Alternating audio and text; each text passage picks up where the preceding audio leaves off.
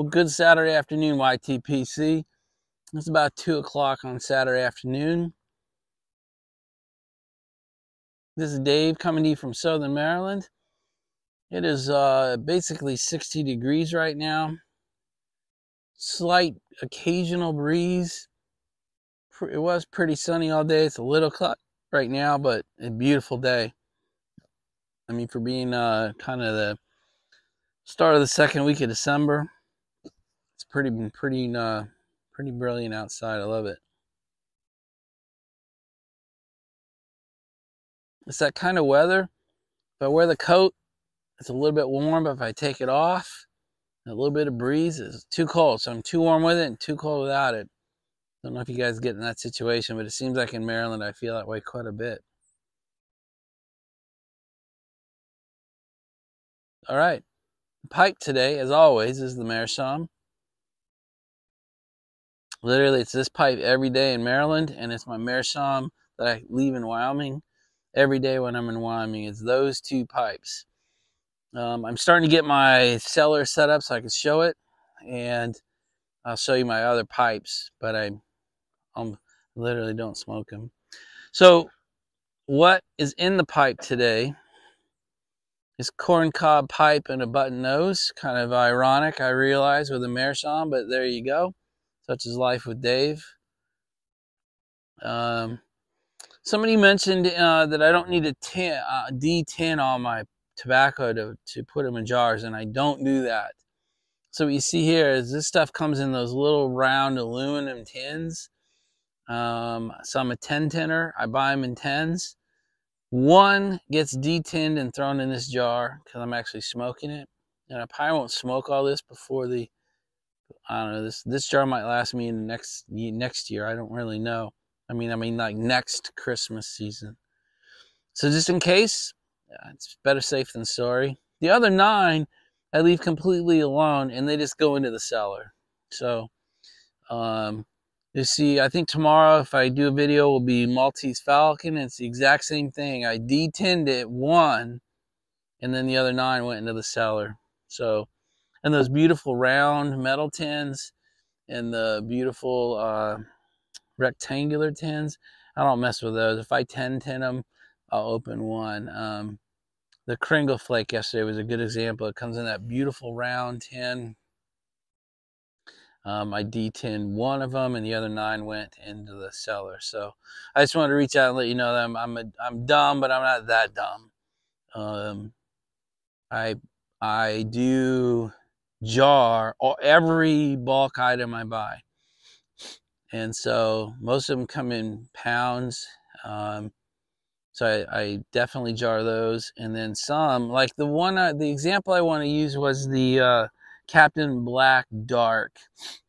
Those things come in little pouches, and so for me to jar a pound of them, I had to buy like, I want to say 7 or 8 or 9 of them to get 16 ounces, and I opened every one of them and broke up the pouch, that wadded pouch bit, and broke it up and put it in the jar. So I do jar all my bulks and anything that comes in pouches.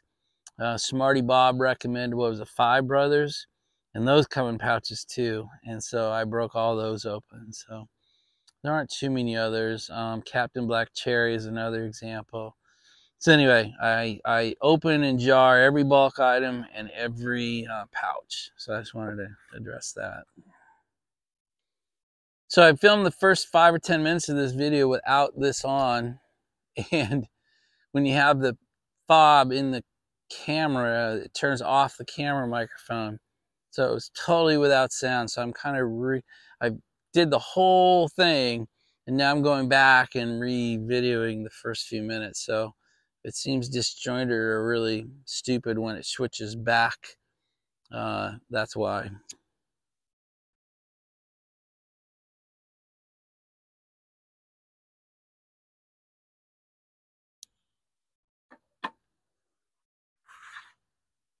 The corncob pipe and a button nose. It's got a little bit of a sweet smell to the jar note. The room note, or whatever you call it here outside, is actually quite pleasant. I don't know what it would smell like in a confined space or what it would smell like to a non-smoker. But to me, as it wafts up out here, it smells quite good.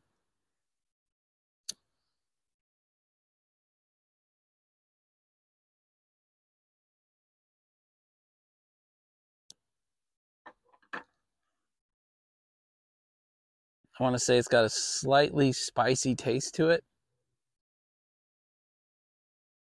I truly enjoy it. It's very good. I'm way into the bowl now. I'm 80% into the bowl, so I'm just about done with it.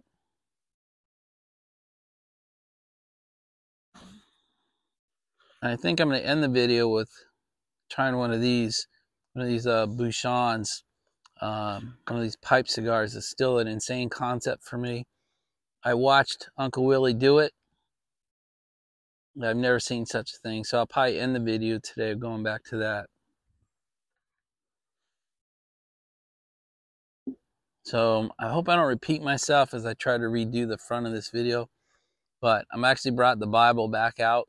And so in today's reading, today I read several of the letters in the New Testament, and the book of James, the letter written by James, brought up a subject for the third time. I read it 3 times in the Old Testament. I don't feel stupid, but clearly I am. I read it 3 times in the New Testament over the last few weeks. And so I figured maybe that was God's way of saying, hey, you're supposed to talk about it. And then there's another source, a fourth source, that I'll talk about here in a little bit. Dr. Wayne Dyer. And I'll talk a little bit about my opinion there. I mean, he speaks to me. He recently passed away a few years ago, so that's too bad. But I'd gone to see him a few times, and I read a bunch of his books, listened to a bunch of his books, watched a bunch of his presentations. And I got to say, he speaks deeply to me and was one of the guys in my early journey to correct my behavior. Well, I just remembered to put my microphone on, so it'll be a good test to see how the first couple minutes of the video goes versus the rest of this video goes without, and then with my my lapel mic.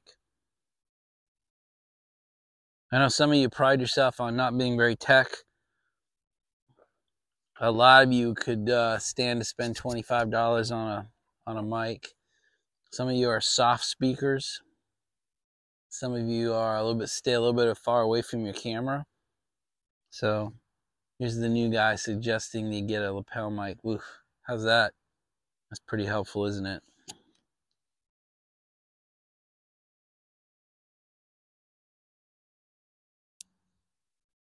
Ooh, I can hear it already. Good for you, Dave. Good for you.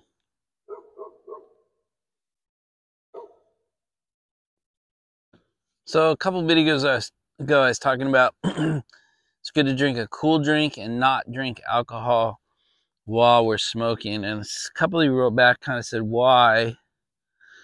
And so I'll pay this subject more respect in another video, but I at least I kind of want to say it now because I think saying it in multiple videos might be good.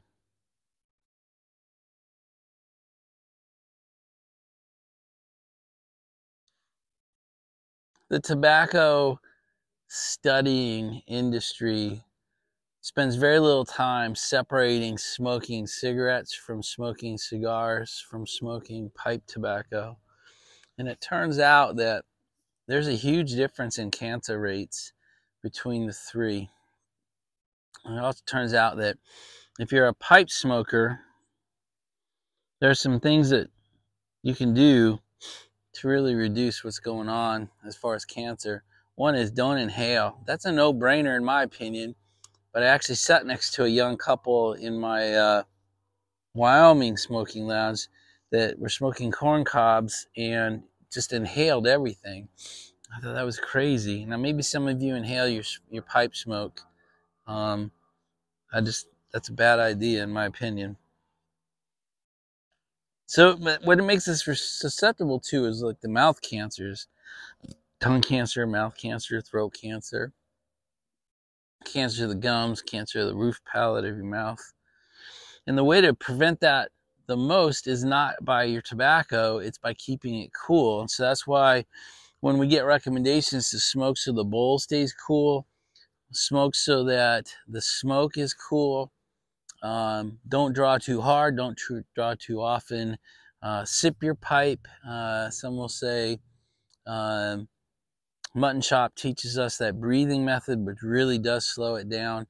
That's to keep everything cool. The whole process, keep it from overheating your mouth, because it's the burning of the mouth tissues that actually damages them and makes it susceptible. And so keeping a cool drink and having it now and then cools the mouth down. And then there's a finishing mouthwash that I didn't bring with me. I'll do this right later, but it's an aloe based. Don't use Listerine, okay? I use Listerine in the morning, but don't use Listerine if you're trying to do a mouth cool regime. You want an aloe based mouthwash to then kind of wash everything out and cool the mouth at the end of your smoke. So that's it. Alcohol does the opposite. Alcohol kind of dries the mouth out and makes it more susceptible to the heat injuries that smoking can give us. So that's my answer, and I'm sticking to it. Not a doctor. Did stay in the Holiday Inn last night. Obviously, I'm not to be trusted for any sort of medical advice. I'm not to be trusted for any advice. What am I talking about? But in particular, don't go do something stupid because I said it and then get cancer and come back and haunt me. Don't do that. Anyway, that's the answer why I think drinking alcohol while we're smoking is a bad idea. All right, guys, I'm going to read to you from 3 places in the Bible. No paraphrasing, no interpretation. I'm just going to read to you from 3 places in the Bible, and then we'll close up the Bible, set aside. I'm going to talk to you about another place I got this information.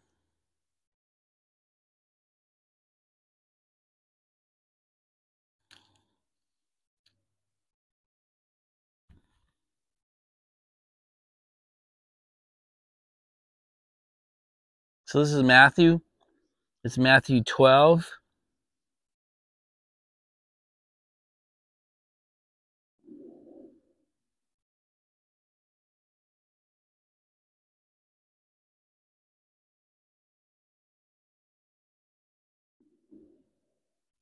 It's really just, sorry for the long pause. This is Matthew 12, and it's really just 36 and 37. So I'm going to keep it shorter. But I tell you that for every careless word that people speak, they will give an account of it on the day of judgment. For by your words you will be justified, and by your words you will be condemned. That's an actual quote from Christ, at least in this Bible, red text. Matthew's claiming that he was standing there when Jesus Christ said those words.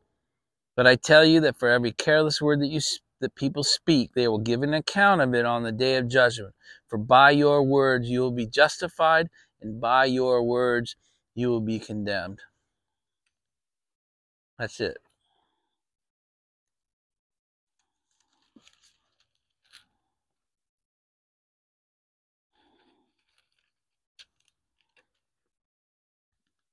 Got to remove my page markers without tearing the page. My stickies are pretty sticky on these thin Bible pages. All right, reading number 2 is Matthew 15.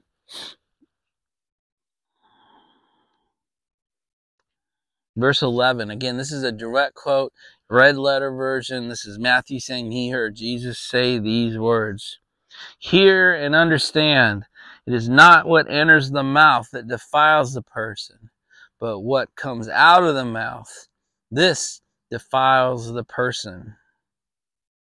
So that was pretty good. It is hear and understand. It is not what enters the mouth that defiles the person, but what comes out of the mouth. This defiles the person. All right, we're going to switch to the last one. And this is what I read today. And this is what made me go, okay, that's 3 different days in a row, same subject. So here we go. This comes to us, it's now James, the book of James, the letter that James wrote. So he actually wrote it. So let me just go back here. It actually starts out, this is chapter 1, verse 1. James, a bondservant of God and the Lord Jesus Christ, to the 12 tribes who are dispersed abroad.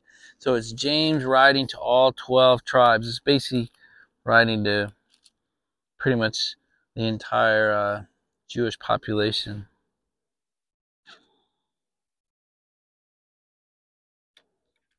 All right, stick with me. This is the one's a little bit longer.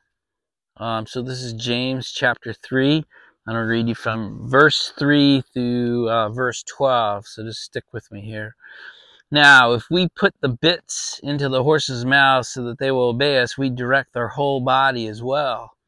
Look at the ships, too. Though they are so large and are driven by strong winds, they are nevertheless directed by a very small rudder wherever the inclination of the pilot determines. So also the tongue is a small part of the body, and yet it boasts of great things. See how great a forest is set aflame by such a small fire? And the tongue is a fire, the very world of unrighteousness. The tongue is set among our body's parts, is that which defiles the whole body, and sets on fire the course of our life, and is set on fire by hell. For every species of beasts and birds, of reptiles and creatures of the sea is tamed, and has been tamed by the human race. But no one among mankind can tame the tongue. It is a restless evil, full of deadly poison. With it we bless our Lord and Father, and with it we curse people who have been made in the likeness of God. For the same mouth can both blessing and cursing. My brothers and sisters, these things should not be this way. Does a spring send out from the same opening both fresh and bitter water? Can a fig tree, my brothers and sisters, bear olives, or a vine bear figs? Nor can salt water produce fresh. That's it. I just thought it was good. But no one among mankind can tame the tongue. It is restless evil, full of deadly poison. With it we bless our Lord and Father, and we curse people. I just thought it was great. Those are 3 things directly out of the Bible that just kind of hit me. You know, when something hits me 3 times, I was like, gosh, maybe I'm supposed to talk about it. So I'll quit reading from the Bible. I'm going to set it down. I'll be back in a minute. So the fourth and last piece that I would put together with all that comes from a guy that I respect very much. So he died recently, Dr. Wayne Dyer. I've watched most of his videos. I've probably read 10 of his books. I'm touched by him. He speaks deeply to me. We'll talk more about Wayne Dyer and what I recommend going forward after in a little bit.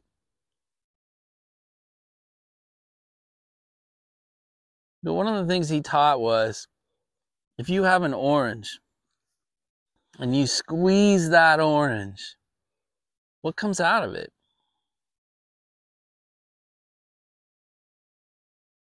And the answer is orange juice, dummy. But why is that?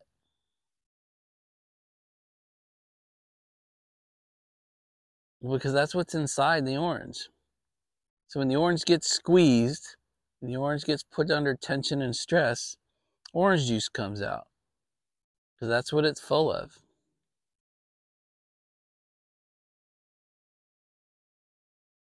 And where that's going is, when you get squeezed, when life puts tension on you, when life puts you under pressure, what comes out?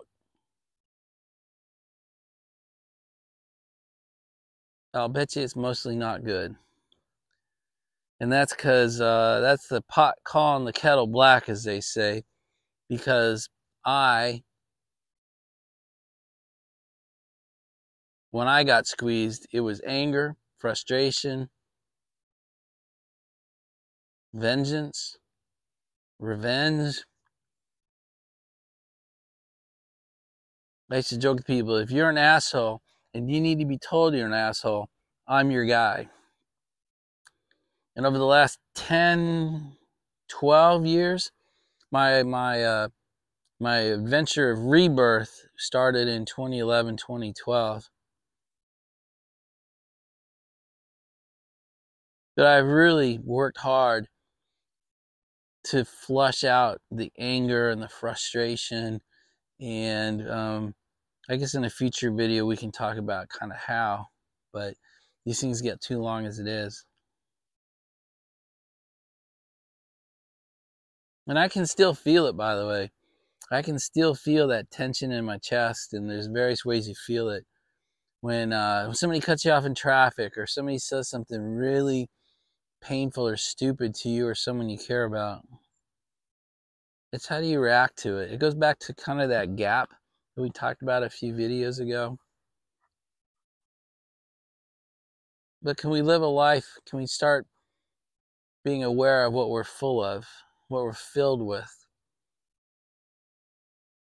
And if it's dread and doubt and regret, anger, frustration, can we begin to change our perception of life in the world so we're not full of that?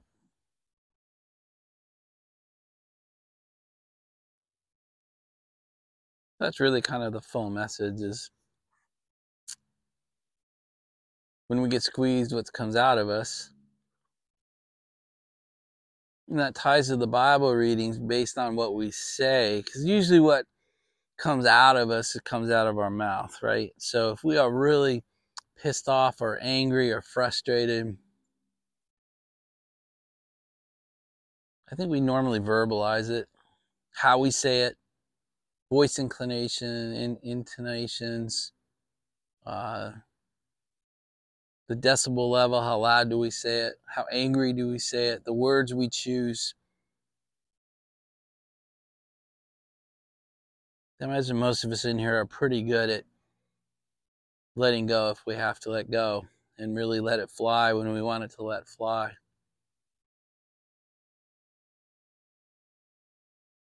Anyway, Wayne Dyer's teachings, and then the recurrence in the Bible over and over and over again of it's what comes out of you that defines you. It's what comes out of you that you defile yourself with. It's the words you choose. It's how you use your tongue. I just thought it was a good combination. It had really all four come together after I was doing my readings today. I said I might as well go ahead and bring that up today and have a little chat with you guys about it. Now, if you're really, really good at being an asshole, like I was, the road to redemption away from that kind of behavior is probably long and in phases. It's not a step function. You can't just say, well, you know what? I'm inspired. I'm not going to do that anymore. I mean, that might work for you, but in general, I don't think we change that way. It's a series of phases, and it's it's a series of revelations and understanding when you're in that mode. And I guess I'll take you through my phases and how I went through it in another video. But one of the first phases, I think, is reading or watching someone who can teach us about it. And so that's what brings me to kind of my recommendation. So I have two for you today. These are actual books. I've read the paper versions several times. I've listened to the Audible version several times because they're read by the author. I'm sure you can hear that. That's the F-16s. Andrews Air Force Base is right over here. We're in the flight path for it. We're in what's called the downwind leg if you're a pilot. So we see Air Force One a lot. We see the B-2s come through sometimes, and the F-16s are over our heads kind of all the time. All right. First one I just want to recommend is his book, The Power of Intention. This book really reached me. It hit me hard. I enjoy it to this day. I There's also YouTube versions of him giving presentations of these books. And I went and found them this morning. So I'm going to try in what Mark calls in the bucket in the description. I'm going to try and put live links to those YouTube videos in my description. I don't know if it'll work or not. It might be pilot error, but here's the other one, Excuses Begone. This is actually where I started my journey with Dr. Dyer. I work backwards. This is one of his later books. If you go and look, he's probably got, I don't know, 100 books. I mean, he's pretty prolific. And there's workbooks and redos and all that. But those are the two that reached me and really got me started on my process. And then I went and found a life coach and then a business mentor and all that. But that's just way too much. But again, those are the two I'd recommend. They changed me. They reached me to this day. And I just recommend them. I almost recommend watching the YouTube videos more. I found them more impactful, but for me, things that reading it helps it stick. And also having the book means I can go back and highlight, do what I just did with you guys. I can mark it and read it if I need to. So that's it. I think I'm gonna get off this soapbox, and Mr. Helpful can go away.